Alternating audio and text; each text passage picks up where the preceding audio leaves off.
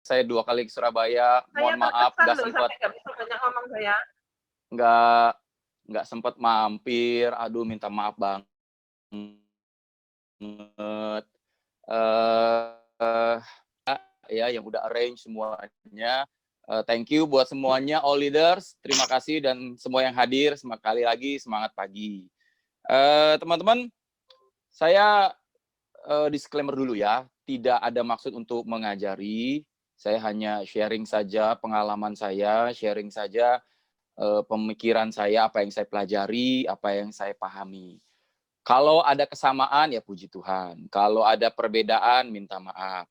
Kalau Anda ingin bertanya mana yang benar, yang pasti paling benar tentu punya leader Anda, bukan punya saya, ya. Jadi teman-teman pastiin anggap punya saya ini seperti vitamin, hanya suplemen. Yang paling penting itu makanan utama, yaitu dari leader Anda masing-masing. Kalau yang setuju, boleh diklik atau diketik setuju. Ya, jadi saya nggak ngerasa sendiri. Oke, teman-teman. Baik, saya rasa saya tidak perlu perkenalan lagi siapa saya ya. Saya rasa Sandepan cukup mewakili. Mohon maaf nih, ini bukan sombong sok dikenal. Enggak, benar-benar enggak. Karena yang penting bagi saya bukan siapa saya, tapi bagaimana saya menambah nilai manfaat dan ya memberi manfaat atau memberi masukan yang bermanfaat buat teman-teman di sinergi ya. Baik, saya langsung saja ya. Oke, ini saya rasa saya skip ya teman-teman. Karena tadi sandipan saya rasa cukup mewakili. Yang paling penting adalah bagaimana saya bisa memberi manfaat. Intinya, ini teman-teman. Teman-teman sekalian, kalau Anda lihat ada 3 kali, bukan berarti saya ngajarin teman-teman tambah-tambahan ya, atau kali-kalian. Jadi saya hanya ingin berbagi. Ketika saya di Prudential, ini jadi contoh, tapi ini juga pelajaran. Saya mengawali karir saya kan tentu saya masih kuliah. Jadi tentu saya masih part time ya. Boleh part time, tidak full time, tapi saya full heart, itu yang paling penting. Nah, teman-teman, di masa kuliah saya benar-benar membagi waktu saya untuk kuliah saya, dan karena saya juga menjadi guru private ya untuk biaya kuliah saya ya. Selesai kuliah pagi sampai siang ya sampai sore bahkan sampai malam, saya keliling kota Jakarta untuk mengajar. Ya, membiayai kuliah saya, kehidupan saya dan keluarga saya pada masa itu. Nah, teman-teman sekalian, kenapa saya bilang ada 3 kali? Di Prudential saya mengalami 3 tahap dalam kehidupan saya di Prudential, karir saya bersama Prudential. Pertama ada tadi saya bilang saya part time, ya. Nah, ketika akhirnya saya bisa dan memutuskan full time, teman-teman, kapan saya bisa memutuskan full time? Ketika saya sudah lulus dan saya mengajar murid-murid saya sampai mereka selesai. Ya, saya punya pemahaman saya yang saya lakukan adalah saya ngajar murid saya tidak hanya secara intelektual saja, saya berusaha juga untuk menyentuh pemahaman rohani mereka sehingga mereka bertumbuh dengan baik. Ada kalanya dan sering hal-hal yang tidak berhubungan dengan nilai mereka, tetapi lebih pada kerohanian mereka, spiritual mereka, psikologi mereka, saya dipanggil oleh orang tuanya untuk minta tolonglah gitu ya. Dan itu sebab akhirnya saya melanjutkan, walaupun saya puji Tuhan lulus S1 ya, cum laude, tapi saya nggak pernah pakai itu ijazah, saya juga lupa itu simpen di mana. Saya melanjut S2 saya, memang S2 saya tidak ada hubungannya dengan S1 saya, apalagi hubungan dengan keilmuan di industri ini, tapi lebih kepada bidang pelayanan saya ya. Jadi di bidang ministry ya, di bidang konseling teman-teman. Dan ini sedang tahap-tahap untuk saya menyelesaikan itu semua. Nah, teman-teman sekali lagi, ketika saya bisa akhirnya memutuskan untuk saya full time, saya menyesal teman-teman. Menyesalnya kenapa? Karena menyesalnya kenapa nggak dari dulu full time-nya. Karena saya merasakan prime time di mana saya bisa mengumpulkan API dan waktu yang produktif sangat tinggi adalah menjelang malam itu, teman-teman. Jadi sedangkan waktu itu malam saya pakai untuk ngajar ya. Siang saya pakai untuk ngajar, padahal siang bisa dipakai untuk prospecting, malamnya untuk datang ke nasabah dan akhirnya closing. Jadi teman-teman, akhirnya saya di tahap kedua kehidupan saya adalah saya full time. Tapi teman-teman saya full time-nya itu nggak balance ya. Kan di Prudential itu core-nya cuma 2 ya, selling dan rekrut. Nah, saya berat sebelah, teman-teman. Saya selling gitu. Nah, rekrut itu kalau teman-teman tadi lihat sadepan saya, kenapa ada satu khusus foto leader saya yang saya siapin mereka dasi merah dan segala sesuatu itu ada leader-leader pertama saya. Di mana mereka itu leadership saya belum bertumbuh. Leader itu kan bertumbuh ya, growing every day gitu ya, belajar dan bertumbuh setiap hari. Di mana waktu itu saya menempatkan mereka sama seperti saya, mandiri, belajar, bertahan gitu ya. Kalau nggak bertahan ya sudah. Jadi hukum rimba banget gitu teman-teman.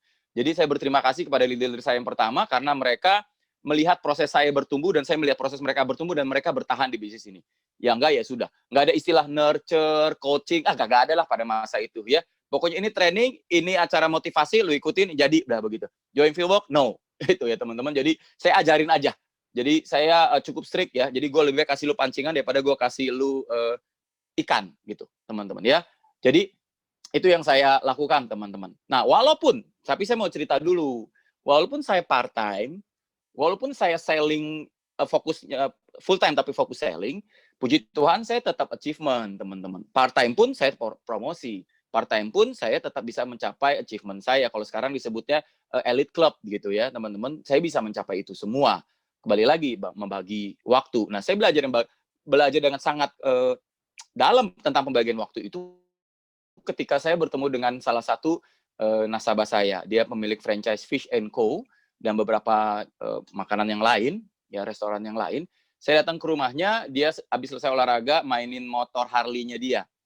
Dia lagi jongkok sedikit, lalu beresin, lalu dia tanya ke saya, "Tony, kamu olahraga nggak?" Gitu. Lalu saya menjawab dengan sangat polos, "Oh, nggak sempet, Om." Saya pikir jawaban saya nggak ada masalah ya, tapi tiba-tiba Om itu berdiri, lalu menatap muka dengan muka. Waktu itu belum ada COVID ya, jadi muka ketemu muka begitu. Dan dia tunjuk saya, dia bilang, "Kamu sama Om siapa lebih sibuk?" Masa saya jawab saya? Ya, nggak closing nanti kan. Saya bilang, "Om lebih sibuk." Iya, kata dia. "Saya yang lebih sibuk, bisa olahraga." Nah, ini kalimat penting. Saya bukan dapat dari motivator, bukan dari dapat di Prudential, dalam hal motivasi bukan. Saya dapat diomelin nasabah. Kita yang atur waktu, bukan waktu atur kita. Ya Tony, kamu masih muda, belajar ini dari Om. Kita ngatur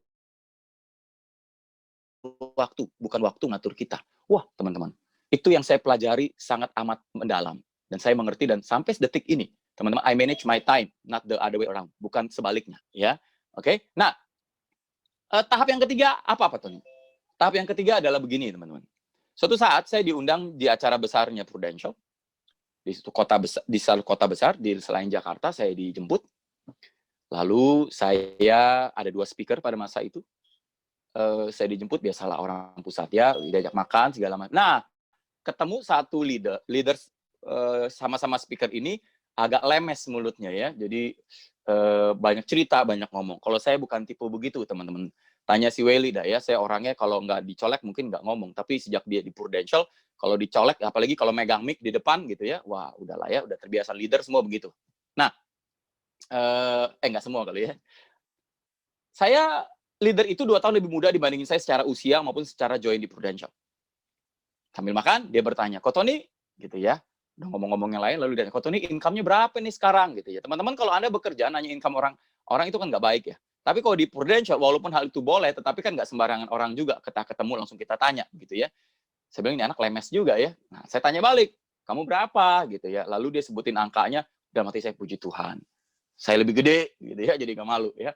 Deh, makan lagi, cemilan gitu. Terus dia tanya, "Ko Tony leadernya berapa banyak?" Saya balik tanya, "Leader kamu berapa banyak sekarang?" Lalu dia sebutin angkanya, and saya shock. Kenapa saya shock?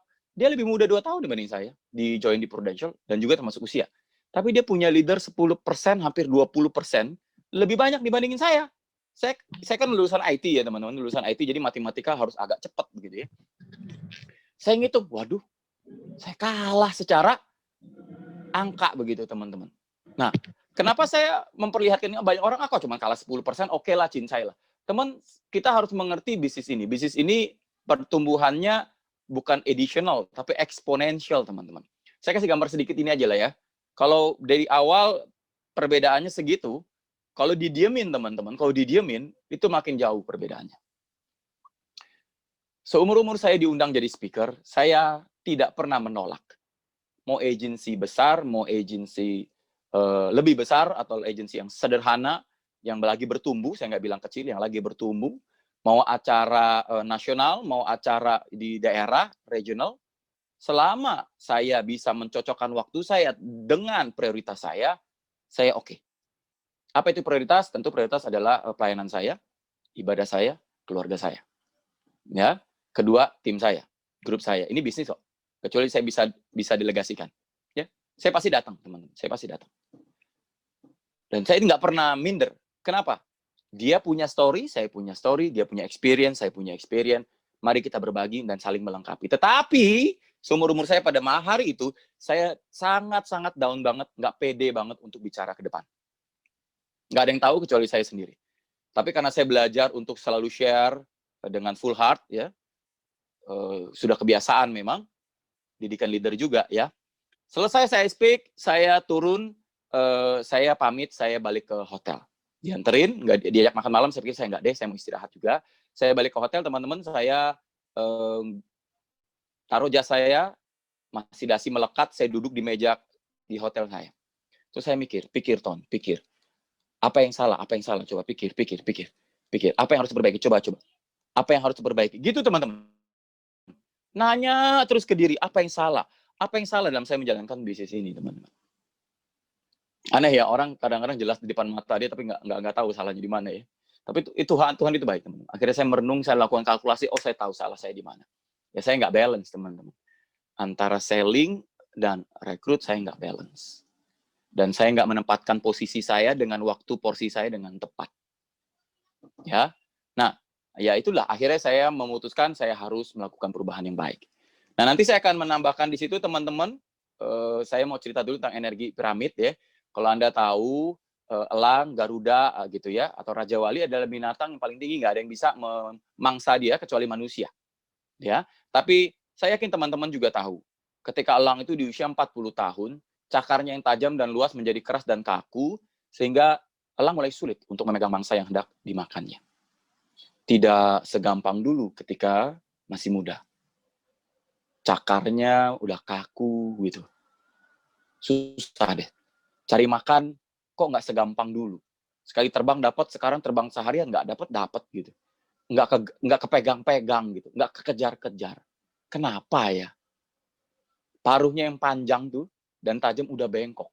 Kalau dapat pun mau makannya susah. Udah ketemu nih, mau closinginnya susah bener. Gitu ya. Udah mulai bengkok, teman-teman. Saking maju udah harus bengkok, mencabit makanan susah, ya.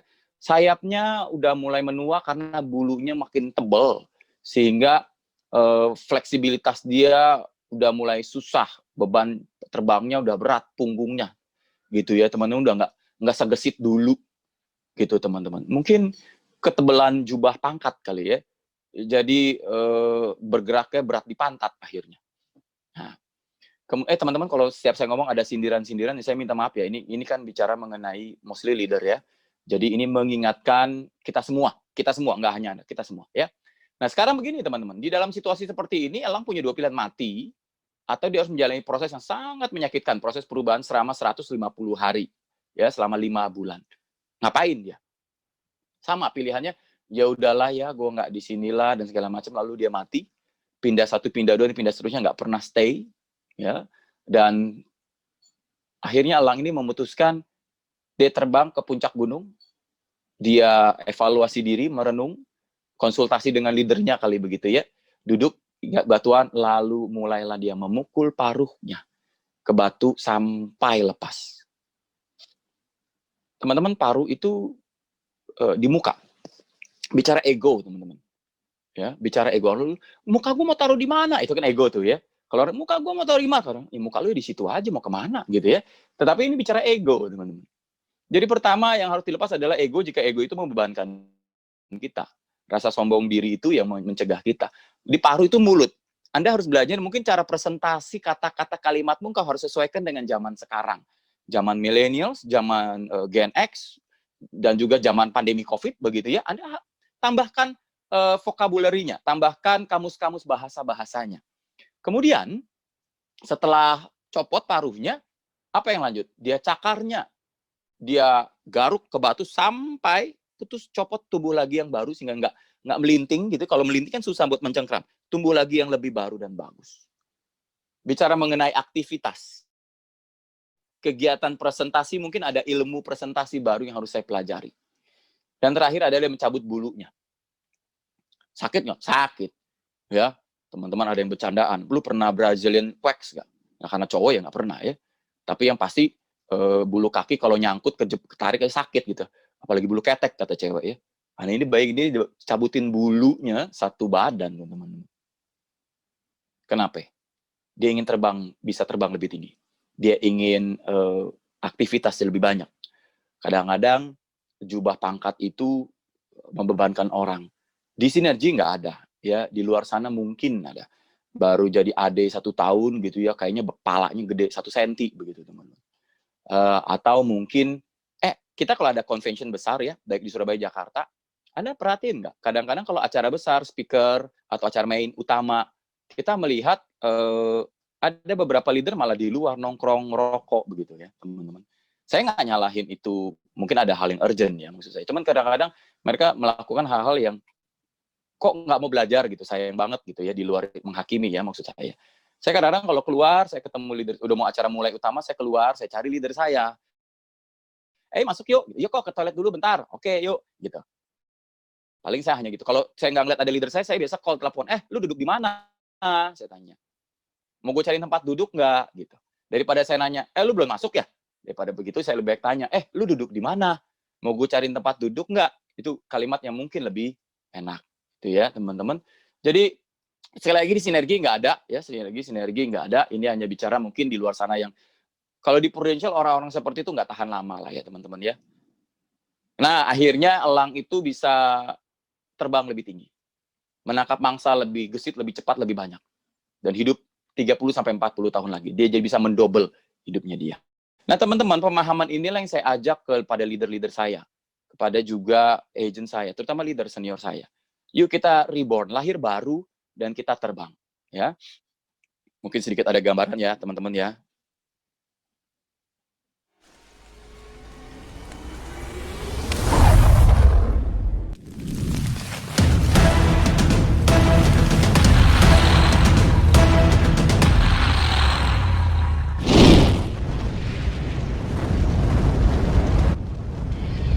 Nah teman-teman, menarik ya.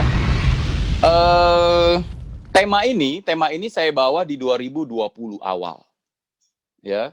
Baru berjalan Januari, omset naik boom, lebih tinggi dibandingin Januari sebelumnya, jauh lebih tinggi, naik 40%. Februari, Maret si pandemi datang, si corona sih datang sendiri ya, satu doang corona, cuman temannya banyak teman-teman. Ya, jadi saya rasa semua juga mengalami. Saya bersyukur kepada Tuhan kasih hikmat saya pada tahun 2020 mencetuskan Tuhan kasih hikmat reborn and rising. Pas, cocok banget kalau kata orang, cocok banget. Di tahun 2020 itu adalah bagaimana, ayo lu mau belajar hal baru nggak? Kuku, ayo ini masa pandemi ini lu dipaksa harus mau kamu belajar dan berubah. Cara presentasimu, ayo egomu, ayo. Ya, jubah kebesaranmu, ayo mau belajar nggak? Ikutan sama agent baru, ayo. Bener-bener lahir baru, reborn and rising. Ya, makanya saya bersyukur Tuhan, terima kasih pemahaman. Nah, di 2021 saya juga mau ajak teman-teman. Udahlah, itu yang kemarin udah lewat ya 2020. Kita mau ngeluh, kita mau komplain, nothing happen juga. Oke, kayak orang mengutuk pada kegelapan, lebih baik cari lilin nyalain. Ya, kalau orang bilang gelap daripada komplain, cari stop kontak nyalain lampu gitu, teman-teman. Do something daripada do nothing. Teman-teman, kalau Anda komplain, Anda mengeluarkan sebuah energi negatif, kenapa kita nggak bersyukur saja? Saya struggling, Anda juga struggling, semua kita belajar, teman-teman. Ya, jadi ada fear and then ada faith.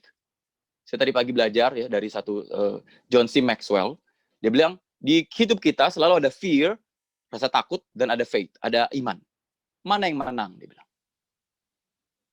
Yang lu kasih makan, the one you feed, kata dia. Yang lu kasih makan. Yang lu bikin kelaparan, fear lu. Lu bikin kasih kenyang, faith lu. Apa yang lu dengar, ya, apa yang lu pahami, bikin kenyang faith itu.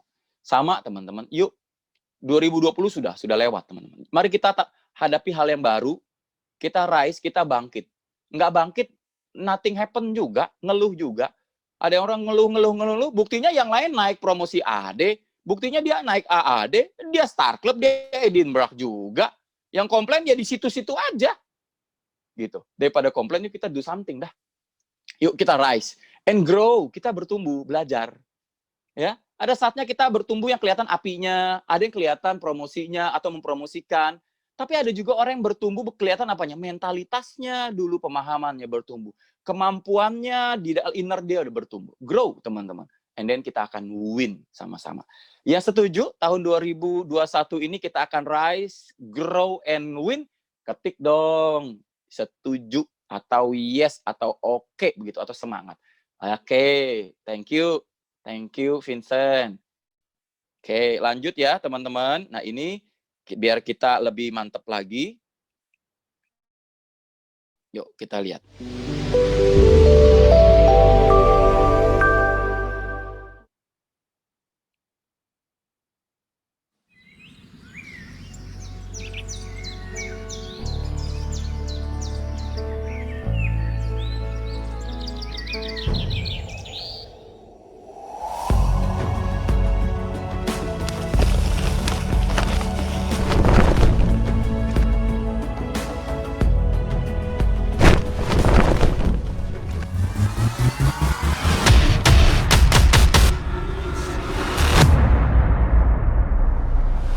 Oke, teman-teman, coba colek sebelah kanannya.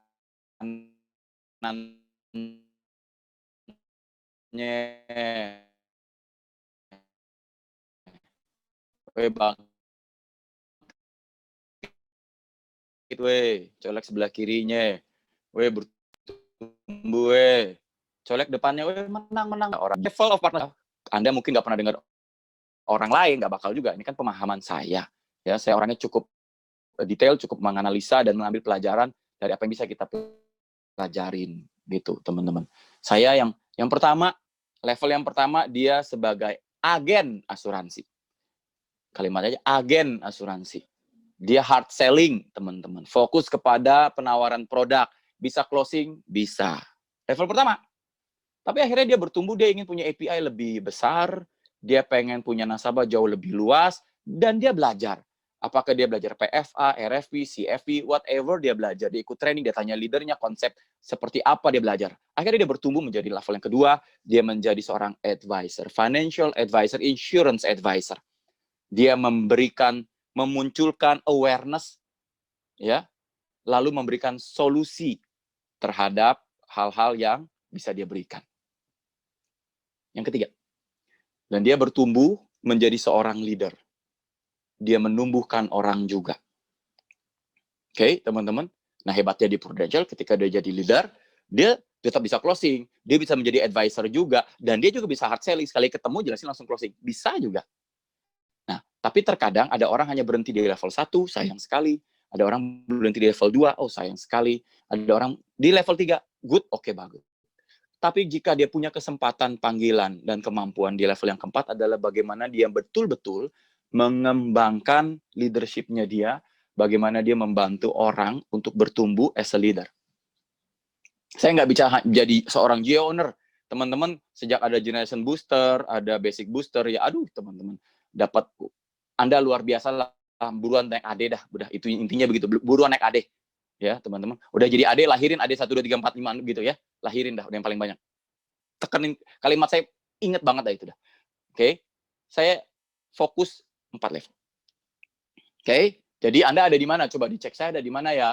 Bukan berarti itu jebakan Anda berhenti. No, ini hanya ingatan teman-teman. Yuk kita move di other level. Saya nggak bilang level agent, level pro AAD, level AAD lalu AD. Nggak begitu loh maksud saya. Maksud saya secara konseptual Anda di bisnis ini sebagai apa gitu. Ya. Oke. Nah, charging dan upgrading ini penting ya. Anda pasti punya masa di mana waktu Anda akan belajar, ada masa trainingnya, ada Anda juga mengikuti acara seperti ini, sharing dari teman-teman yang ada. Nah, bagi saya charging upgrading itu di hari Sabtu bagi agensi dan leader saya. Ini hal penting. Kenapa charging penting? Anda punya handphone yang semahal 20 juta, berapapun handphone Anda begitu ya, nggak pernah di-charge, jadi ganjalan pintu juga percuma kan? Anda punya aplikasi secanggih sebagus apapun, kalau aplikasi itu tidak di-upgrade mengikuti perkembangan zaman, aplikasi itu akan error dan nge-hang dan tidak akan bisa digunakan selain di-delete. Nah, teman, kita lebih daripada itu hanya analogi. Tapi pemahamannya adalah kita di-charge. Kita harus di-upgrade.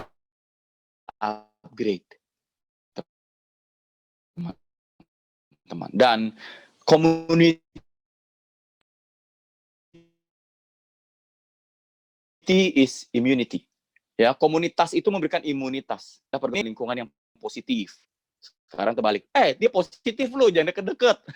Maksud saya yang COVID ya, teman-teman, jangan terbalik ya.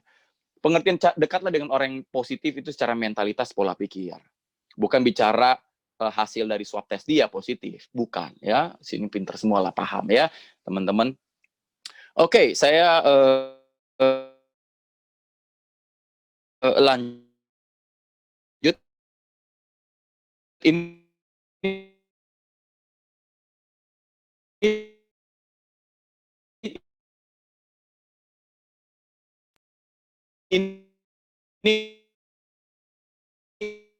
Ini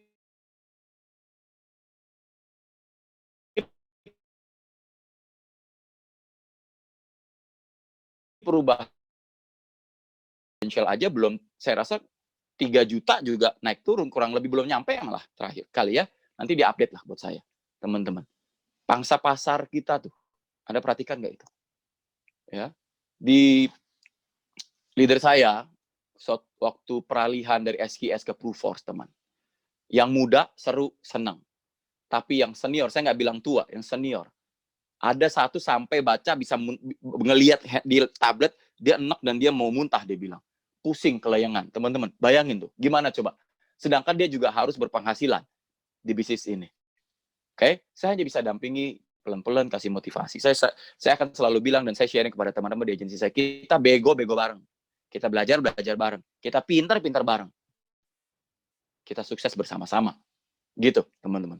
Nah, akhirnya belajarin pelan-pelan sampai akhirnya dia ahli sekarang. Nah, saya minta tolong dia ngajarin para senior-senior yang lain dan menjadi example, menjadi contoh. Dan banyak yang akhirnya bisa.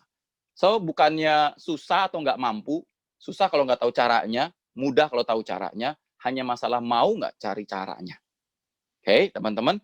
Berikutnya, ini saya gedein ya. Ini sensus baru saja kemarin. Ini baru kemarin di-publish. Ya, tentang jumlah penduduk. Teman-teman kalau lihat, Anda lihat apa di dalam hal sensus ini? Apa yang Anda lihat? Hubungan Anda di bisnis ini. Boleh tolong di chat nggak? Apa yang bisa Anda ambil dari tabel ini, dari tabel BPS ini?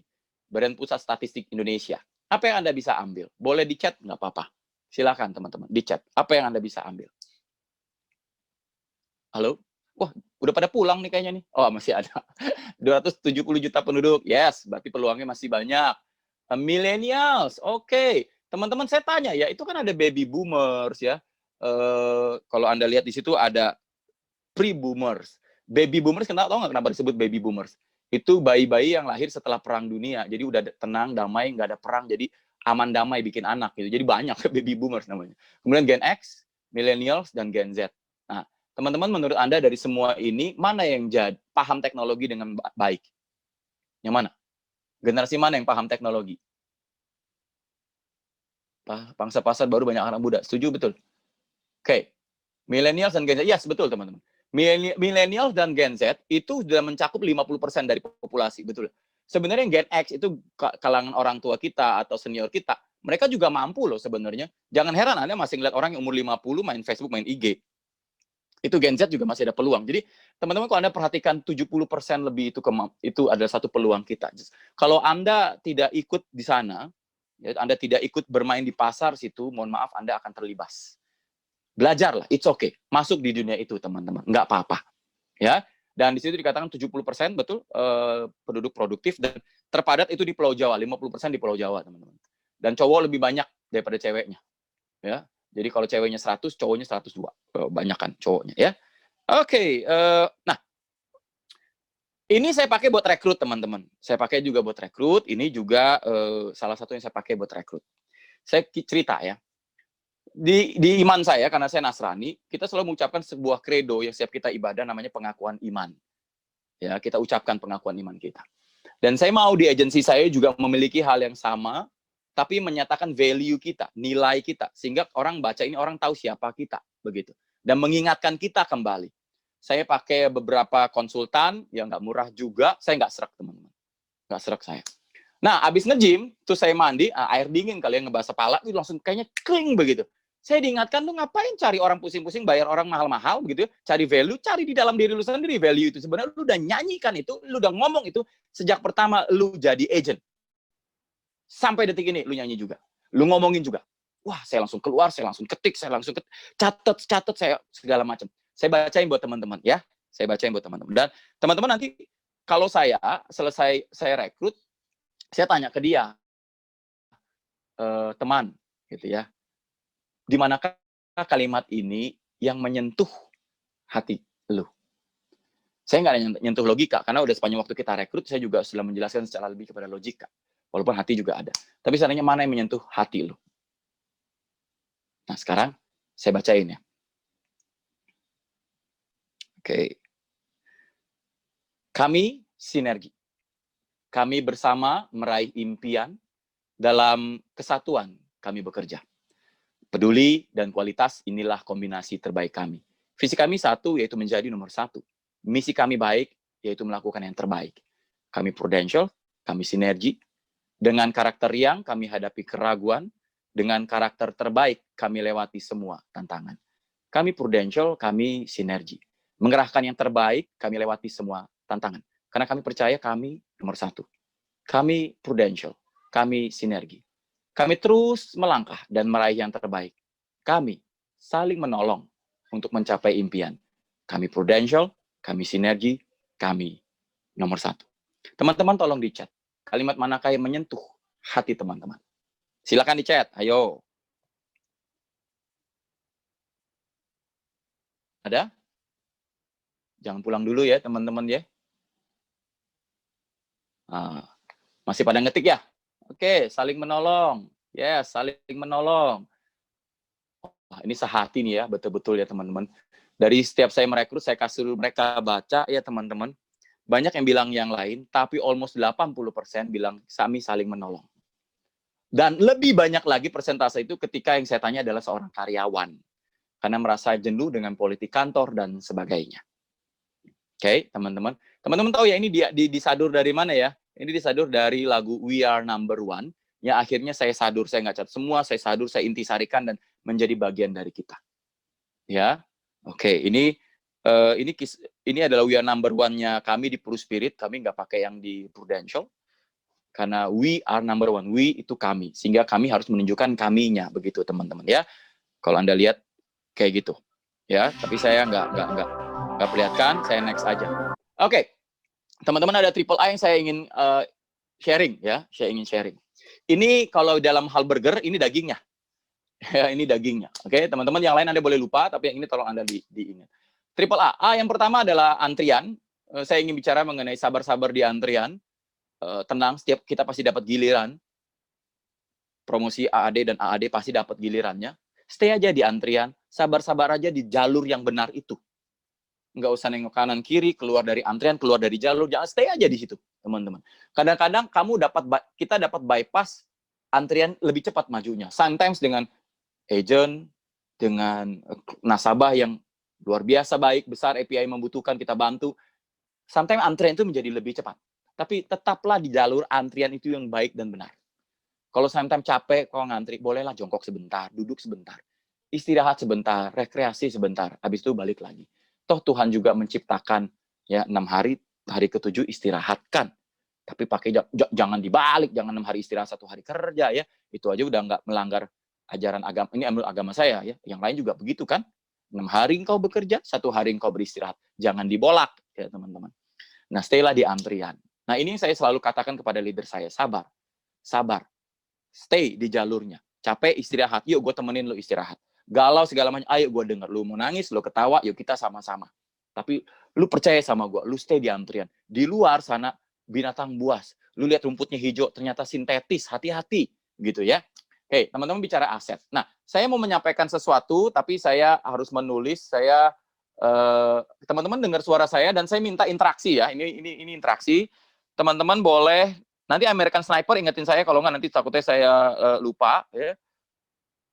Oke, saya masuk yang aset dulu. Saya akan screen share yang di satu lagi. Teman-teman tolong siapin kalkulator dan boleh siap-siap buat teman-teman yang nanti boleh chat dengan saya, komunikasi dengan saya. Ya. Oke. Saya langsung aja. Teman-teman, di Prudential, tadi saya udah bilang, core kita sebetulnya cuma 2. Ya, kalau Anda setuju dengan saya, itu adalah selling dan rekrut. Ya. Nah, selling dulu. Orang ini dia selling cukup bagus. Dia buat goal setting-nya dia. Selain goal setting, dia buat action plan-nya dengan jelas. Contoh sederhana, sehari saya akan bikin 5 phone call. 2 janji temu. Oh, tiap hari dia kerja, teman-teman. Sangat rajin menjalankan goal setting-nya dia. Apa yang terjadi? Tentu dia akan menghasilkan sejumlah uang. Itu udah pasti ya, teman-teman. Jadi nanti dia punya uang. Nah, bijaksananya dia adalah dia tidak pakai itu untuk gaya hidup. Bukan berarti tidak boleh bergaya ya teman-teman. Saya kasih sedikit contoh. Menurut Anda kalau dia beli Louis Vuitton banyak, lalu beli jam Rolex, tapi rumahnya masih ngontrak. Menurut teman-teman apakah sudah waktu yang tepat untuk lakukan itu? Saya nggak bilang nggak boleh beli loh ya. Maksud saya prioritas mana dulu. Yang tujuannya kan harus kaya, bukan tampaknya kaya begitu ya teman-teman. Nah, yang selling ini bijak. Akhirnya dari uang yang dia dapat, dia kumpulkan, dia pakai untuk hal-hal yang penting, lalu dia lakukan yang namanya dia mulai membeli aset, teman-teman. Karena aset ini dia pakai untuk ngapain? Untuk menghasilkan namanya passive income. Teman-teman kalau tulisan saya jelek minta maaf ya. Sampai teman-teman saya semua bilang tulisan saya yang bisa bahasa cuma saya dan Tuhan gitu ya. Ya, Anda ikutin saya aja dah, dengerin kalimat saya aja ya teman-teman ya. Nah, yuk, tolong interaksinya sekarang siap-siap. Menurut teman-teman, orang yang sudah rajin bekerja, income-nya besar, prospek rajin, PCC, dan segala sesuatu, dia punya uang, dia bijak, dia tidak menghabiskan untuk gaya hidup, dia mulai memberikan aset. Kira-kira aset apa yang dibeli? 1, apa ya? Ayo, jawab. Apa guys? Apa teman-teman? Kira-kira aset apa yang dibeli? Rumah. Rumah, oke. Rumah ya. Apa lagi? Ayo, rumah. Mobil. Oh, kalau mobil tergantung Aset sudut belum, pandang ya. bukan aset, mobil. Iya, mobil itu liabilities ya. Mobil itu liabilities. Makin bertambahnya usia, harga makin turun, sedangkan biaya perawatan makin tinggi gitu. Tapi kalau Anda pakai itu untuk kerja, kayak mobil box, nganter barang, segala macam, ya mungkin ada perhitungannya tersendiri. Oke, tanah, rumah, oke lah. Saya isinya tanah, ruko, ada yang bilang orang ruko gitu ya. Oke, itu properti ya, properti. Yang kedua, tadi saya lihat ada yang apalagi kalau selain itu kan fix aset. Ada agent cilik tuh kayaknya tuh. Enggak kayak gini. Oke, yang kedua apa teman-teman kira-kira? Dia asetnya pakai apa? Tadi ada yang sebut emas tuh ya, emas. Oke, emas. Logam mulia berarti ya, logam mulia. Apalagi? Sekarang lagi zamannya orang bilang saham ya. Saham tuh kan, bener kan? Saham, obligasi, dan segala macam. Udah ya, cukup ya, jangan panjang-panjang. Nah, jawab pertanyaan saya ya teman-teman. Coba menurut teman-teman yang Anda tahu, saya yakin di sini ahli. Rumah ini bisa memberikan passive income ketika dia disewakan, begitu ya? Nah, tapi hebat loh. Orang bisa punya rumah, tentu dia punya uang. Contoh dia pengen beli rumah 2M. Kalau DP-nya saja 30% untuk DP, itu kan berarti dia harus punya 600 juta. Betul nggak? Hebat nih dia punya keuangannya. Nah, teman-teman, rumah itu kalau disewa, kira-kira berapa persen dari harga rumah? Kenyataannya sekarang 2%. Kecil 2%. Serius. Kecil banget. Kemarin bisa, iya memang kemarin bisa 7,5 ya, 10%, ya. Tapi sekarang 2%, gila. Dari harga rumah sekarang. Nah, saya cari informasi, saya punya agent juga properti, saya cari yang lain informasi. Saya dikasih tahu sekarang average-nya sekarang dapat 5% udah bagus, dia bilang. Sekarang dapat 5% udah untung, kata dia. Dulu bisa 10% kok, hoki, dia bilang. Oke. Tapi saya taruhlah, oke lah, 5%, dapat lokasi bagus, 10%. Tapi yang kita harus lihat adalah, rumah ini juga harga sewa itu kan setiap tahun naik gitu ya. Saya tahu banget karena selama 22 tahun saya ngontrak begitu. Jadi 3 tahun habis harga sewa naik. Nah, kira-kira harga sewa ini naik berapa persen tiap tahun, teman-teman? 10. Ayo. 10? 10. 10 ya. Oke, rata-rata 10% sampai 20% harga sewa itu naik. Nah, sekarang emas dalam logam mulia, dia bisa memberikan return menjadi passive income berapa persen? Ada yang tahu? Salah nggak apa-apa, teman-teman, namanya interaksi, siapa tahu saya dapat informasi kan. Yo, menurut teman-teman emas logam mulia. Sekarang Anda setuju nggak sama saya? Saya punya agent juga, bapaknya punya toko emas, bermain emas udah lama. Dia bilang kalau emas itu mainnya harus panjang kok. Harus pinter-pinter kapan beli, kapan nahan, kapan jual, kata dia. Oke? Dan saya bilang, gini deh, rata-rata berapa kalau emas pinter lah orangnya? Dia bilangnya 10-20% kok. Harus bermain panjang, bisa lebih gede lagi. Kita main tahunan, oke. Tahunan kalau saya taruh 10-20% masih oke nggak, teman-teman? Oke. Halo? Oke ya? Nah, kalau saham, nah ini dia nih. Saham bisa nggak untung 100%? Bisa. Tapi bisa juga nggak orang malah buntung 100%? Bisa. Bisa, gitu ya. Nah, tapi kalau ada orang bilang, saya main saham yang blue chip lah, saya mahan yang baik lah ke depan. Ya, rata-rata saya tanya orang yang bermain di situ, lu main-main aman kira-kira berapa? Dia bilang, ya 10% pernah, dia bilang 30% pernah, rata-rata lah saya bilang. Ya segitu kata dia. Oke, saya catat. Berarti saya nggak ngomong yang minus ya teman-teman, saya nggak bahas yang minus. Anggaplah dia bisa 10, bahkan bisa 40%, bahkan bisa lebih. Tapi saya ambil rata-rata dari keuntungannya dia. Oke, nah teman, dari sini Anda, kalau orang yang selling, apakah bisa dia mempunyai aset yang memberikan dia passive income? Bisa. Bisa, teman-teman. Kenapa dia perlu passive income? Karena dia sadar nggak selamanya dia active income.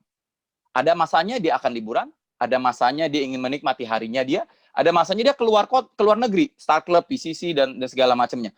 Ya, jangan sampai dia keluar negeri penghasilannya stop, kan aneh. Dia pengen tidur pun menghasilkan uang, gitu ya. Jadi dia juga pengen menciptakan apa yang namanya passive income, itu sebab dia membangun aset, bisa menghasilkan. Oke, tapi teman-teman, saya ajak kita lihat yang satu lagi. Kita bicara tentang rekrutmen. Dia rekrut, dia bikin goal settingnya dia bikin setiap hari dia bertemu dengan siapa, dia rekrut orang, pra-BOP, dia interview, ProVenture, dan segala macam. Teman-teman, kalau orang yang rekrut, asetnya itu di mana ya? Bentuk asetnya apa ya? Ayo, tolong dijawab kalau dia rekrut tuh. People. Bos, oke ya. Asetnya adalah di people asset, begitu ya, teman-teman, people asset. Nah, kalau people asset kan orang nggak bisa kita beli. Orang kan nggak boleh kita bayar dalam pengertian, kita kan human trafficking nantinya. Nggak boleh ya. Tapi kita bisa meningkatkan atau memajukan, menumbuhkan manusia itu, orang itu. Ya tentu dengan modal keuangan. Sederhananya, anggap saya pakai uang untuk saya bikin kontes supaya agent saya bertumbuh dalam hal API. Let's say, kontes saya udah siap 4 juta per agent. Wah, jadi ini ada satu agent, saya udah siap kasih agent itu 4 juta kalau dia bisa lahap kontes saya. Saya bagi, misalnya misalnya saya bikin kontes API, saya kasih 500.000. Saya bikin 3 kali dalam setahun, berarti saya udah siap 1,5 juta. Gitu ya. Oh, kontes yang kedua apa ya? Kontes yang kedua, makan di hotel. Ya. Katakan dapat promo 500.000. Saya bikin 3 kali dalam setahun, jadi 1,5 juta. Oke, yang ketiga apa ya? Kontes 100.000 deh, sederhana. Dalam hal rekrutmen, saya bikin 10, akhirnya ini 1 juta. Jadi total 4 juta per agent. Nah, teman, kalau anggap Anda punya 20 agent, Anda punya banyak agent ya, saya hitung 20 dulu ya. Anda pasti pernah dengar namanya hukum Pak Reto, ya. Bu Reto nggak pernah menongol, yang nongol itu Pak Reto. Ya, 10%. 10% katanya adalah agent yang top. Oke, 20% adalah agent yang titik-titik kasih silang. Diapain nggak jalan. Bukan berarti Anda gagal, tidak. Agent ini Anda jadi belajar. Ya, 70% adalah agent yang orang bilang average, rata-rata. Jadi, kalau agent top Anda 10%, berarti ada 2 agent top. Ya, 2 agent yang top. Teman-teman mau tanya dong, Pengertian agent top itu kalau Anda kasih kontes, artinya dia bisa lahap semua nggak? 4 jutanya. Dia ambil semua, saking topnya dia semua kontes dia lahap. Mungkin nggak hal itu, teman-teman? Bisa. Bisa, oke. Berarti 4 juta, berarti saya udah keluar 8 juta. Ya ini nggak usah dihitung lah ya, ini nggak ada gitu ya. Nah, 70% agent average berarti 14 agent. Dia average, teman-teman, kalau agent average itu satu agent makan berapa dari 4 juta per orang? Kira-kira berapa? Setengahnya kah? 1 juta aja? Dapat sekali kontes, 2 kali kontes, atau bagaimana menurut teman-teman? 1 juta. 1 juta? Average ya? Itu average, oke. Kalau saya bilang average itu kira-kira ya bisa ambil setengahnya aja deh. Jadi kita keluar agak lebih banyak, berarti 28 juta ya. Kalau saya totalin berapa nih? 28. 36 juta. Oke, simpan ini. Ini adalah modal kita. Yuk, sekarang kita beralih. Ya, sekarang kita beralih.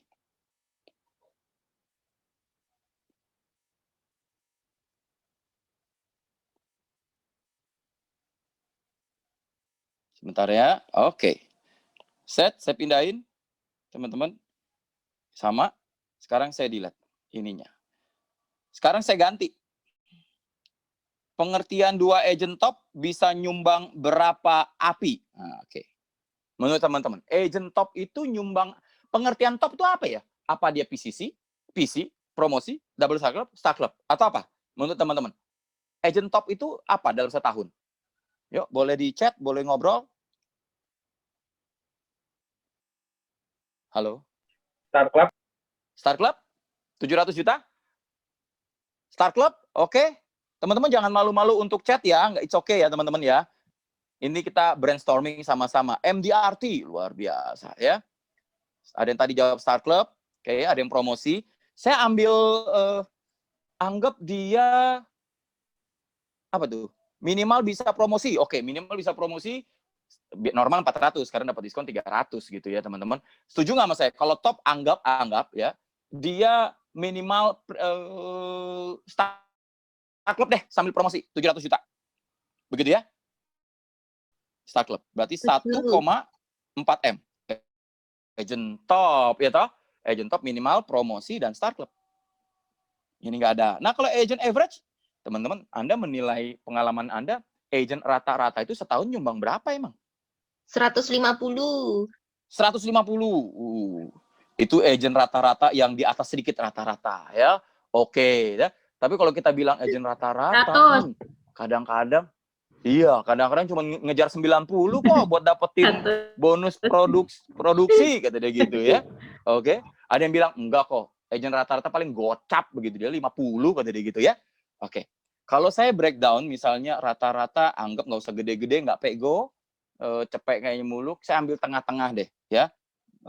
Mau ambil berapa nih teman-teman? Ini kayak cek toko sebelah. 50 boleh lah. 50, oke, iyalah 50 lah ya, jangan berharap banyak-banyak dah ya, muluk-muluk amat. Oke, kalau gitu berapa tuh teman? 14 agent masing-masing kasih 50, berarti 700 juta ya? Betul nggak? Betul. Oke, jadi total berapa ini? 2,1 miliar. Yuk teman-teman, sekarang kita hitung. Kalau Anda adalah seorang AAD, di mana off-riding total yang Anda terima adalah 22,5%. Betul? Berarti 2,1 miliar ini kalian kali 22,5% yang adalah bagian kalian. Berapakah penghasilan Anda? Boleh dihitung? Kalkulator? 472.500. Berapa? 472.500. 472.500. Begitu ya? 472 juta. Oke. Kalau dia adalah seorang AD, di mana off-riding dia itu 33%, 2,1 miliar, dia dapat total off-riding 33 miliar dari direct agent-nya. Berapa tuh, Well? 693. 693 juta. Guys, teman-teman sekalian, modal dasar 36.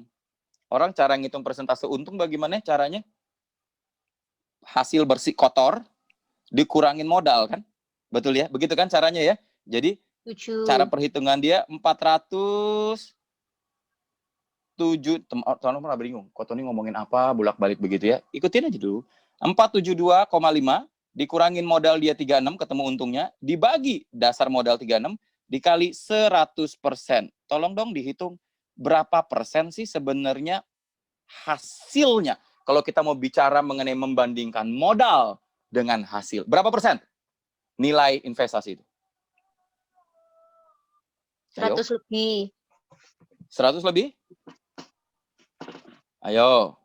Yakin? Kalau 100%, 1000. iya. 1000 lebih tuh, teman-teman. Saya hitungin. Ya, ini saya juga angkakan dari teman-teman ya, jadi nggak bakal sama. 472,5 dikurangin 36 dibagi 36 dikali 100. Dapatlah 1.212,5%. Kalau bertumbuh 100%, teman-teman, 36 modal, untung 36, itu 100. Sedangkan dia untungnya itu hampir 400 lebih. Jadi investasi dia berbalik 1.200%. Apalagi kalau dia menjadi seorang AD. Hitungin aja coba. Kalau orang AD 693 kurangin 36. Dibagi 36 dikali 100%. Berapa tuh? Well, 693 kurangin 36 dibagi 3. Hampir 2000. 1.800-an ya. Oke. Teman-teman dari sini apa yang Anda dapetin? Apa yang Anda pahami? Seorang selling bisa nggak dia memiliki aset yang menghasilkan passive income? Bisa. Perhatikan hasil investasinya. Oke? Kalau dia bijak, tidak gaya hidup. Tapi kalau orang people asset, dia mengembangkan orang juga happy bisa bertumbuh dan maju, dan lihat berapa besar return-nya dia. Kalau Anda mau ukur itu dalam hal keuangan. Bahkan people asset ini juga bisa menghasilkan ini juga real asset buat dia, teman-teman. Oke? Nah, sekali lagi, saya tidak berusaha untuk mendikte, ngajarin siapa lebih pinter, nggak berani saya, apalagi ada Ko Michael, ya, teman-teman. Tapi saya hanya berbagi atau sharing saja dari apa yang saya ingin bagi ke teman-teman. Nah, semoga teman-teman dari sini punya sudut pandang. Selling dan rekrut itu penting dan perlu. Oh ya, ada satu lagi, sebentar. Ada satu lagi.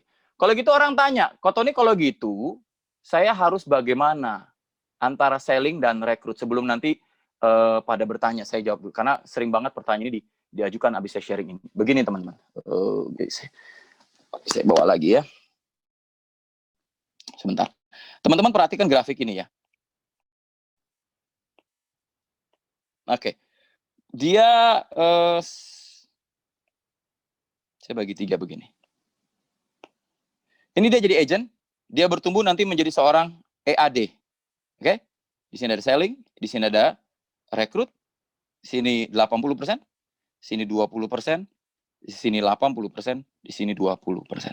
Jadi ketika dia menjadi Gambarnya seorang awal-awal dia jadi agent. Gambarnya loading, Pak. Belum muncul ya? Sabar. Ya, belum muncul ya? Belum muncul. Loading. Oke. Sudah? Sudah muncul sekarang? Belum,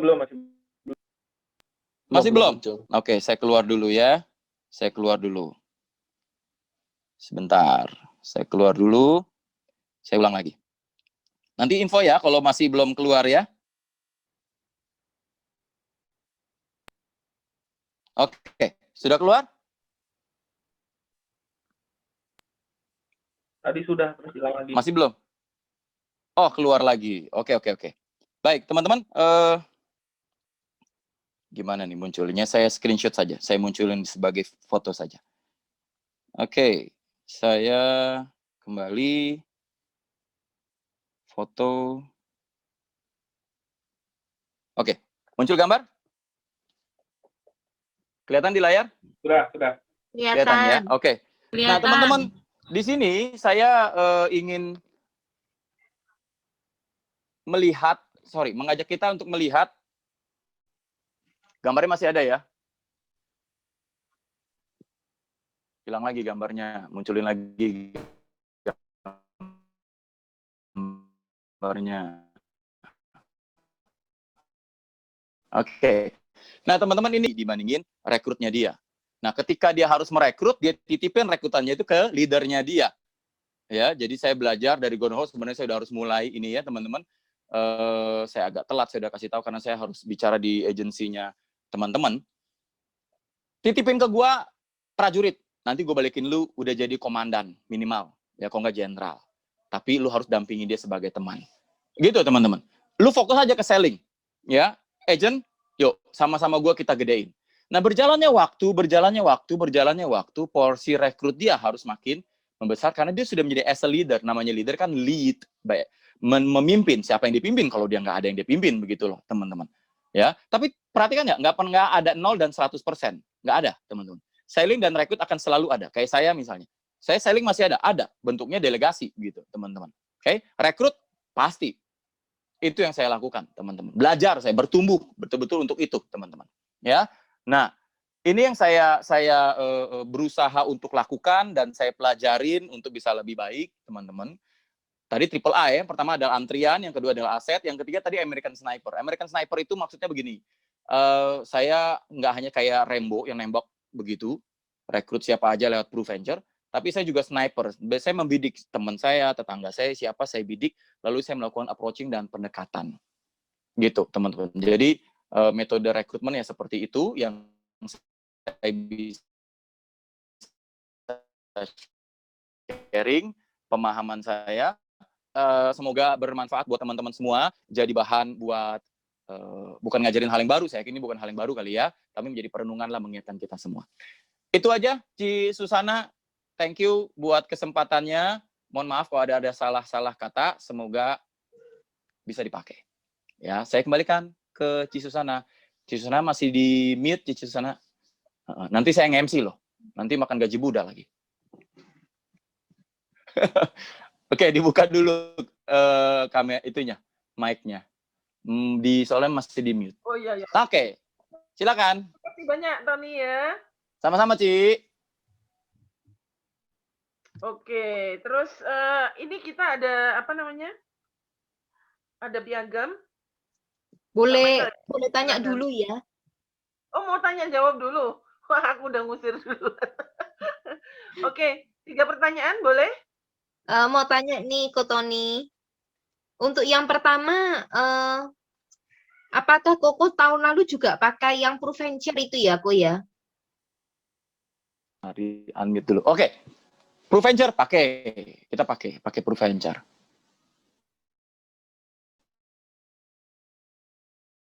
Kalau sama yang Koko tunjuk jadi Proventure itu maksudnya persentasenya berapa? Dan apakah yang Koko pakai Proventure itu akhirnya berhasil gitu, Ko? Oke, pertanyaannya bagus sekali ya. Saya udah hitung nih persentasenya, teman-teman ya. Jadi sistem rekrut saya itu agak panjang saya jelasin. Saya rekrutnya berbareng agensi. Rekrutmen itu adalah tanggung jawab rame-rame. Kalau selling pribadi lah, oke. Tapi rekrut itu harus kerja sama tim, nggak bakal bisa sendiri ya. Jadi prinsip agensi saya bagi per kelompok-kelompok. Ya, saya bagi per kelompok-kelompok. Ada region Jakarta Barat, region Jakarta Utara, region Barat bagi 2, Barat 1, Barat 2 karena mereka agak banyak. Region Depok, Tangerang, pokoknya saya bagi mereka. Oke. Nah, kenapa saya bagi? Kalau tidak dibagi, teman-teman, kalau tidak dibagi nanti yang jadi speaker dia aja. Nanti kok Michael lagi, ntar kok Michael lagi, nggak bisa. Kalau per kelompok, setiap kelompok harus punya tanggung jawab mereka sendiri. Nah, waktu itu saya baginya adalah mereka per kelompok per region karena kita waktu itu ada rekrutmen yang namanya cafe to cafe, mall ke mall. Jadi kalau saya bikin itu di region Jakarta Barat, di situ ada wali kotanya, ya ada mayornya. Dia akan membuat sebuah agenda, mall-mall di Jakarta Barat, dia akan bikin agendanya. Jadi sekedar coffee break, rekrutmen biasa di situ, Prabi OP di situ. Jadi kalau saya punya teman di Jakarta Barat, gitu ya, setiap mayor itu kumpulin jadwal agenda mereka. Jadi selama hampir 1 bulan, saya bisa tahu di Mall Taman Anggrek, tanggal sekian, jam sekian, ada leader siapa-siapa standby di situ selama 2 jam. Di mall sini ada siapa, di Alam Sutra ada siapa. Sehingga kalau saya kebetulan ada di situ, saya bertemu dengan teman yang kerjanya dari situ, teman yang tinggalnya di situ, saya undang dia ke kafe itu. Untuk dia ngobrol di situ. Jadi perekrutan itu begitu, teman-teman. Akhirnya baru dibawa ke Sabtu NBO. Nah, karena pandemi kemarin, nggak mungkin kita di mall dong. Susah kan? Nah, akhirnya itu dilempar ke Proventure. Grup itu tetap berjalan, setiap Rabu malam kita ngadain namanya briefing Proventure. MC-nya diajarin tata cara ngomongnya berbeda dengan SM, karena mereka orang awam. Kita nggak semangat pagi, Bapak Ibu sekalian, mereka kaget, ini apaan? Karena nggak umum buat mereka. Itu pemahaman yang baru buat mereka. Sehingga kita harus menyambut mereka di lingkungan mereka yang nyaman. Selamat malam Bapak Ibu kandidat sekalian, Anda datang di dalam program Project ProVenture Indonesia. Nah, jadi kalimatnya kita udah siapin teks-teksnya. Oke, MC-nya udah disiapin teksnya, host-nya udah ada, absensinya udah ada, main speaker-nya sudah ada, testimoninya udah ada, semua udah disiapin. Oke, nah caranya adalah mereka akan mencari rekrutan mereka. Kita pasang iklan, lalu kita bagi rata sama-sama. Nah, yang menarik adalah kalau mereka masuk, kita selalu arahkan mereka dua pilihan. Ini ProVenture, ini Spirit Venture. Saya sebutnya Spirit Venture karena agensi saya. Ya, atau Anda bisa bilang ini ProVenture, ini Synergy Venture. Anda boleh bilang begitu. Perbedaannya di mana? Saya punya 3 perbedaan. Oke, satu masalah bicara mengenai target, kedua bicara mengenai allowance, lalu satu lagi bicara mengenai jam kerja. Nah, ini yang harus dibedain ke mereka. Lalu suruh mereka milih, kira-kira kamu mau pilih yang mana? Nah, mereka akan memilih. Gitu ya. Nah, yang menarik adalah hampir sebagian besar 80% pilihnya ProVenture karena kan mereka melamar. 80% tuh. Mereka mau melamar. Oke. Tapi 80% masuk ke ProVenture, dia tanya, berapa yang bertahan ke Tony? 60%. Bagus. 60% bertahan. Nah, 60% yang bertahan ini, teman-teman, orang bilang, Pak Tony tungguin nanti sebentar lagi rontok. Ya semoga ya Tuhan tolong, jangan gitu ya. Tetapi sudah sebagian teman, kalau diratain, ada yang, kok gue dari 12, tinggal 2, kata dia begitu. Ya. Ada yang bilang, kok saya punya 4 kok. Puji Tuhan sekarang 4-4-nya kok nggak ada. Gitu ya. Tapi juga ada yang istilahnya 8, tinggal 6. Ada juga tuh variatif tuh teman-teman. Ya, memang yang paling gampang menyerah itu junior associate. Adik saya sendiri, dia punya 12 junior, 10 gugur. Tapi rata-rata leader saya dan saya sendiri punya senior, sampai detik ini senior stay. Memang lebih pinter, lebih banyak nanya, lebih kritis, tapi itu sebab mereka lebih matang, teman-teman. Ya, nah, bagi saya apakah ProVenture akan terus dijalankan? Masih, teman-teman. Akan terus dijalankan. Daripada tidak melakukan rekrutmen, lebih baik kita lakukan rekrutmen. Daripada you do nothing, lebih baik you do something, gitu. Ya, jadi kita tetap berusaha. Siapa tahu dari 40 nih anggap 40 masuk Kotoni gugur semua tinggal 1, tapi 1 ini Kotoni tiap tahun PCC. Ya nggak apa-apa deh ya, gitu ya. Yang penting kita melakukan perekrutan. Oke, Novi? Ya, oke, luar biasa kok. Oke. Yang terakhir boleh nggak kok ini kok? Boleh. Pertanyaannya agak-agak pamungkas ini kok. Ada titipan pertanyaan nih. Maksudnya kan Koko timnya kan besar gitu kan. Boleh tahu ya kok, maksudnya dengan timnya Koko yang besar itu berapa dolar nih kok yang sudah didapetin kok 1 tahun kemarin gitu. Ngomong dolar, kemarin saya baru bikin kontes dolar tuh buat saya takut ke luar negeri kagak boleh. Ya udah kasih dolar deh, simpan aja dolarnya ya. Oke. Saya nggak tahu harga mobilnya sekarang ya, tapi kira-kira per bulan itu sebutin nih, nggak apa-apa nih. Nggak apa-apa. Michael. Nggak apa-apa. Di Prudential open semua kok PPH-nya. Oke, average saya ya, itu average saya itu bisa 375 gitu teman-teman. Okay, Congratulations. Thank you. Okay. Tapi teman-teman, ini bukan buat ria loh, nggak boleh. Bukan buat ria ya teman-teman. Tapi ini memang di Prudential. Saya sendiri juga amazed ya. Dan ini bukan buat nambah gaya hidup tadi ya, menambah aset lah paling penting. Ya, ngomong-ngomong, Pak Tony mau tanya itu berapa jumlah AD sama AAD-nya? Oke, saya yang di bawah-bawah udah nggak kehitung kok, Mike. Bukan nggak kehitung, sombong banget. Saya nggak hitungin karena saya fokus direct saya ya. Di direct saya itu puji Tuhan ada 6. Bagus. Ada 6. Kemudian ini saya baru lahir lagi kemarin 2 gitu, teman-teman. Ko Tony kalau boleh tahu yang dari 375 itu... Ini saya udah diteleponin buat masuk nih sebentar. Soalnya, siapa pernah ikut coachnya Gordon Ho? Saya pernah. Pernah ya? Anda udah tahu ya Gordon Ho seperti apa ya? Luar biasa, ya. Betul, dan galak tegasnya luar biasa ya. Ini BOP ya? Hari ini BOP ya, Mike Tony? Bukan. Kita ada small group, jadi kita harus ngumpul dan kita harus menyelesaikan sesuatu. Saya bilang, saya minta maaf telat. Dia Iya, bilang, iya. choose your priority, kan gawat lu. Oke. Priority Fast. saya, gitu. Oke, kalau gitu segera selesai. Yuk. Ayo, Bu Susana, Sorry, silakan. nggak apa-apa. Iya, it's Ya, okay. teman-teman minta Saya maaf. tahu gayanya udah- Gordon Ho kok. Saya tahu banget. Yes, betul. Jadi memang, aduh, saya harus jawab dulu nih teman-teman. Maaf nih. Iya, Nanti jawab dulu isi aja. lagi Ko Tony. Next Kok time. nanti mungkin bisa ada sesi kedua kok di bulan depan kok. Dengan senang Buset. hati, Bu Novi. Saya bantu jawab ya, Bu Novi, dengan senang hati. Ini open mindset-nya nih. Oke. Sip, teman-teman. Thank you Oh, Ko thank you. Tony. Terima kasih. Ya, Thank you. thank you Ya, terima semuanya. kasih. Semoga Thank apa yang you. Sukses selalu. disampaikan bermanfaat. Minta maaf kalau ada salah-salah kata ya. Saya God pamit bless dulu you, ya Ko. Teman-teman. Thank you kok. Thank you. Terima kasih. Ko Mike, saya pamit dulu ya. Ya, makasih. Well, Pak Tony. Novi. Ya. Sana, thank you. God Bye-bye bless everybody. you. Bye. Ini luar biasa ya teman-teman. Sampai piagamnya nggak sempat ngasih ini. Oke, selanjutnya Sharing kita Bu masih Novi. perlu baca intinya. Kok Michael dulu ini loh mau ngasih materi.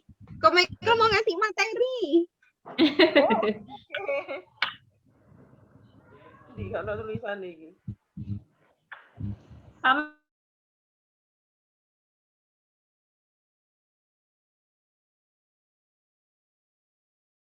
Michael.